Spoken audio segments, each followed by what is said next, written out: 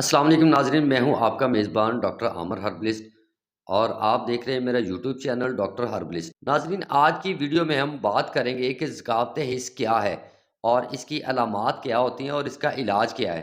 ذکاوت حس مردانہ امراض کا ایک ایسا پیش خیمہ ہے۔ مردانہ امراض کی ابتدا ذکاوت حس سے شروع ہوتی ہے۔ مشتنی اور اغلام بازی کی وجہ سے عضو خاص کی حس نہایت بہت تیز ہو جاتی ہے اور عورت کا خیال دل میں آنے سے یا کوئی فحش تصاویر دیکھنے سے یا فلموں اور ڈراموں میں شہوت انگیز نظارے دیکھنے سے عضو مخصوص سے ایک پتلا سا مادہ خارج ہونا شروع ہو جاتا ہے، اور بعض اوقات موٹر سائیکل چلاتے ہوئے جمپ لگنے سے یا کپڑے کی رگڑ سے بھی رطوبات کا اخراج ہونا شروع ہو جاتا ہے، جس سے دن بدن کمزوری محسوس ہوتی ہے، کپڑے ناپاک ہو جاتے ہیں اور عضو مخصوص سکڑ جاتا ہے اور انتشار بالکل ختم ہو جاتا ہے، یعنی کہ شہوت آنا ختم ہو جاتی ہے۔ عورت کے پاس بیٹھنے سے یا فون پر دو چار شہوت انگیز باتیں کرنے سے شہوت آ جاتی ہے اور لیزدار قطرے خارج ہونے لگ جاتے ہیں، اور پھر اس کے بعد شہوت ختم ہو جاتی ہے اور پھر وہ بندہ فعل جماع کر ہی نہیں سکتا، نہایت ہی شرمندگی اٹھانا پڑتی ہے اس کو۔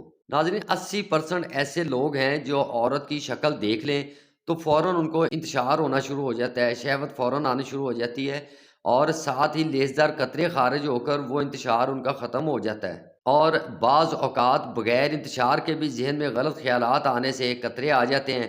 ناظرین، یہ سب ان غلطیوں کی سزا ہے جو کہ خلاف فطرت ان لوگوں نے کی ہوتی ہیں۔ اب ان غلطیوں کا مداوع ناممکن تو نہیں ہے، لیکن بہت مشکل ضرور ہے۔ اس کے لیے بڑی جدوجہد کرنا پڑتی ہے، تب جا کر کچھ نہ کچھ اس کا فائدہ ہوتا ہے اور ڈوب مرنے کا مقام ہے۔ اور اس کے علاوہ نامردی کس کو کہتے ہیں؟ یہیں سے شروع ہوتی ہے، جب آپ کسی کام کے نہیں رہتے، یہیں سے نامردی شروع ہوتی ہے۔